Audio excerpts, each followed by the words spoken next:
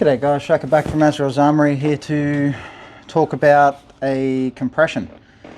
So compression within a gearbox itself. So you might be wondering why you've done this build, whether it be on a Tappet or a Tappetless Apache. Specifically today we're going to go more into depth about tappet plates and standard cylinder heads and nozzle setups, and compression, how to test compression, why you might have lost compression, why you've put an M110 spring in, it's doing, 185, 200, 250, 280, stuff like that. And just sort of help you guys diagnose and sort of check over some of the parts yourself, so you don't have to rely so much on a shop to sort of go over your build for you. And the more you know, the better on the field. And the more you know about your blaster, the better. So we're going to talk about compression parts. As you can see here, this is an APS standard compression parts. This is what comes typically in your APS builds. It's running a 70% port, so porting is very crucial for accuracy, not so much compression. We'll do another in-depth video about porting in another video, but essentially a 70% port, you should run, anywhere between sort of 26 and 33 centimeter long barrel, depending on if it's a 7mm or a 7.5mm in a diameter barrel. It's got a plastic cylinder head, metal nozzle, and a metal shaft on the cylinder head, and these are the pistons that generally come in it. So when you're talking compression, so the first thing I check for compression, even with brand new parts or a customer's brought a blaster in and wants a service, so this goes into every service, is pretty much just have a little feel around on the inside of the cylinder very carefully for any slight scratches. You might feel a deep scratch, you might feel a light scratch, and just sort of run it around in the light. So I'll take the cylinder head off and I'll hold it up in the light and I'll look through and sort of roll it around and look for any scratches. If there's no scratches, you could be getting a leak from inside this nozzle O-ring itself. So within the actual nozzle there's a little O-ring that could have been pinched, or it could just be old, or it could have been running dry, caused damage to the O-ring. You've also got your cylinder head, which also have O-rings around the outside. So you do have some come with double O-rings, some single O-rings, and then you've also got your Sorbothene pad on the back here. So this O-ring here can also dry up and cause like an inconsistent FPS or a drop in FPS. So you want to make sure that, with these any sort of cylinder head and nozzle setup and piston combination, you pretty much just want to use a pure silicone oil. So no sprays, no grease, none of that. Just use a pure silicone oil. So this is 1000 CST, which represents the viscosity of the thickness of the oil itself. So some places you go to, it's essentially RC shock oil. So you can get it from like copy shops, things like that. And what it is 80 weight. So 1000 CST is equivalent to 80 weight. So some places, gauge viscosity in weight versus CST. So 1000 CST is an 80 weight pure silicone oil. And you just want to put like a little drop like that, like a little bead, sort of run it around your fingers, run it all over the O-ring, and then sort of seat it in and wipe off any excess that you may have sort of getting around. So just sort of clear off any excess before you put it back in your blaster. Check on this nozzle here for any scratches, any sort of damage that might be on it as well, as that will affect your compression. So a little bit of pure silicone oil on that as well. So essentially, because there's no scratches in the cylinder, the air seal's quite tight, the O-ring on there's nice and firm. You don't want it too sloppy of an O-ring, and you don't want it too tight either, because on high rate of fire, this needs to move at say 40-50 rounds per second, high rate of fire.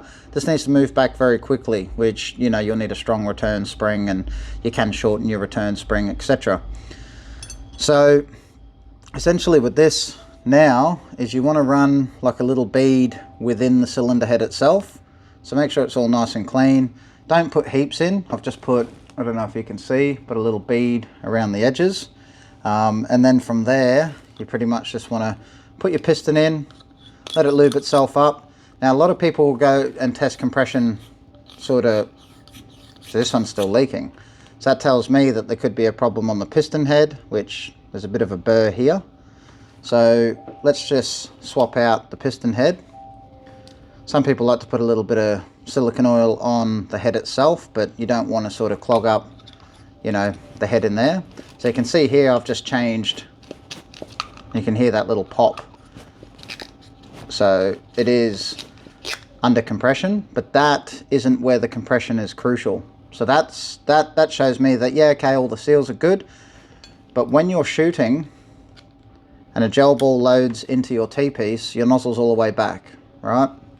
So as the sector gear picks up the tappet plate, it pulls the nozzle back, the sector gear lets go, a gel loads in, sector gear lets go, and then the nozzle sits forward, waiting for the piston to be released and then fire. So essentially you want this fully sealed up against your T-piece, so up inside your T-piece, which this one won't fit because it's a different profile to like an Aztec T-piece. But on an APS you'd be running essentially a Gen 9 T-piece, similar to this, which, you know, once you've got this fully set up, you've got your little APS spacer ring on the back there, you put it up against the gearbox. What you want to see is when you push it up against the gearbox, you want to see that sort of tappet plate just move back by about 1 mil, which means that it is fully sealing up inside the bucking of the T-piece, which means it is transferring its seal. Now you'll notice on this rubber here, it's quite round, and this is more of a beveled edge. So if you can see, you know, one's quite round, one's more of a beveled edge.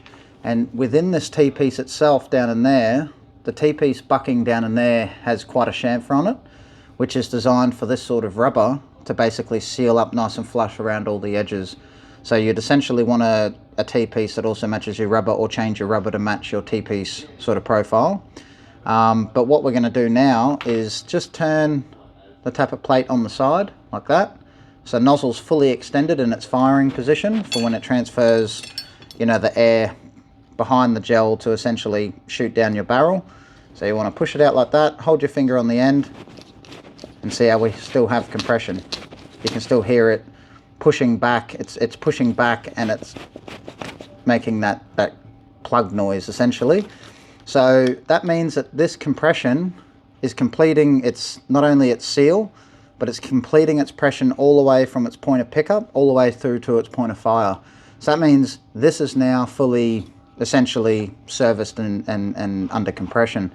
However, if you're still at full extension here, don't have that right seal, your nozzle might not be tight enough, it might be too loose, you could have a damaged O-ring inside the nozzle and essentially causing an air loss under full stroke. So once it's on its full release point, it's not under compression. So if you've essentially tested your compression, you put it back in the blaster and you've still got an FPS loss, you do need to test it up at its final point there. So that's where your compression matters the most. That's where you want to see it sealing essentially. From there, you do need to make sure that your barrel and your T-piece are glued. Some people like to use hot glue. You can use super glue. I wouldn't recommend super glue. It's very brittle and it can sort of let go of its bond, and then your barrel can come out. Use like a shock glue, like a gel glue, or like a Loctite extreme glue, or like a hot glue, and that'll essentially keep your barrel in there. Hot glue will make it easy to remove in the future, but no matter what sort of super glue you use, if you have a little blowtorch, you can essentially heat it up, and you know, most solids turn back into their liquid form under that sort of heat. So then allows you to pull your barrel out. You can just stick it in a jug of boiling water as well, so you can dunk it in a jug of boiling water for a few minutes, and then you should be able to get it off with a bit of loving. You've also got things like this cylinder head here is your standard sort of diameter cylinder head. So you can see here, this is our APS style hybrid nozzle. So you can see the diameter is much tighter on this one versus this one. And that was essentially back in the day to allow us to use SHS cylinder heads. So this is an SHS cylinder head, much more upgraded than your APS one. And basically this nozzle sits on there nice and tight like that. And it just gives you that better seal at full stroke, and also lasts a lot longer. So, you know, being obviously full metal as well. Obviously this one's running a 50% port here. Like I said, we'll talk about that more in another video. But essentially that once this is lubed up, it'll also give you that good seal. So being a plastic cylinder head on this one here, it is prone to cracking and failing when that piston slams up against it, you know, repeatedly over time. you can end up with the cylinder head failing. Obviously the SHS one won't fail over time, and it is prone to sort of compression loss if the O-rings are dry. So you can see here, that's fully on there. And this tappet plate is an Aztec tappet plate. It is a clone of a War Interest V2.5 tappet, so you can see super nice seal there. It's actually pushing back on my hand, and that's at full extension. So that will maintain its compression all the way through. This was my common sort of go-to compression parts setup back in the day in APS blasters, especially like DSGs and things like that. And then we also have here a one-piece cylinder. So I've been using these for about 5, nearly 6 years now, these one-piece cylinders. People have their opinions on it, that's subjective. Obviously some people have had bad results, some people have had good results. Just make sure with one that you get, you don't have that sort of ridged inside. See how this one's nice and smooth all the way through? Some of them come quite rough on the inside, which are quite nasty. You don't want that. So once again, we can lube this one up. And this nozzle here, this is an SHS nozzle. So this was my go-to part after these sort of compression parts. I then moved on to the one piece and airsoft style SHS nozzle, which is the M4 style nozzle that I was using, and then just basically pair it with the rubber of your choice. The War Interest V2.5 tappet plate goes straight on to an SHS nozzle, and then if we once again we put this under full stroke, it should have good seal. So I do see a lot of questions in the community about, you know, compression loss and things like that. So you can see that's got nowhere to go, and that's at full stroke. So testing compression, don't test it here. That's testing your seal. That's not anything to do with your compression when it's firing. And as long as you've got all of that down, your barrel's nice and sealed off, and your rubber, like I said, on the end of your T-piece is actually pushing up against, you know, your tappet plate moves back when you push this up against your gearbox.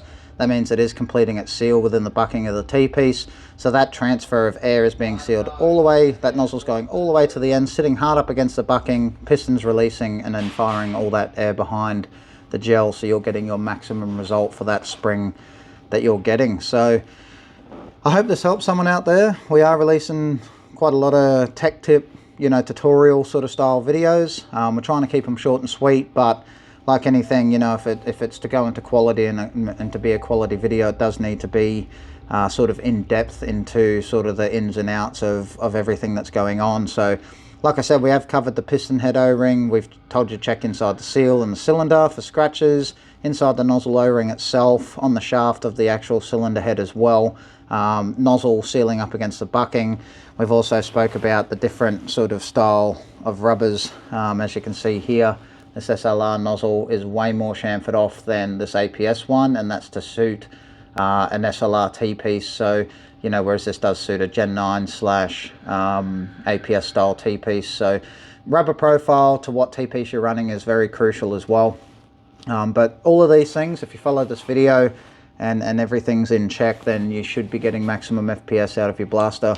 If you guys are liking these videos, remember to like, subscribe, share, comment, tell us what you think. Any sort of tutorials that you guys want to see, you know, we're more than happy to do them. So anything, you know, just put it down in the comment and we'll pretty much make a video on it. They will be in like a basic, intermediate and advanced sort of level style tech talk. So we will do them in sort of categories of you know, what sort of, you know, beginners all the way through to expert. Hope you guys are having a great week. Enjoy your weekend, and I'll see you guys in the next one. Cheers.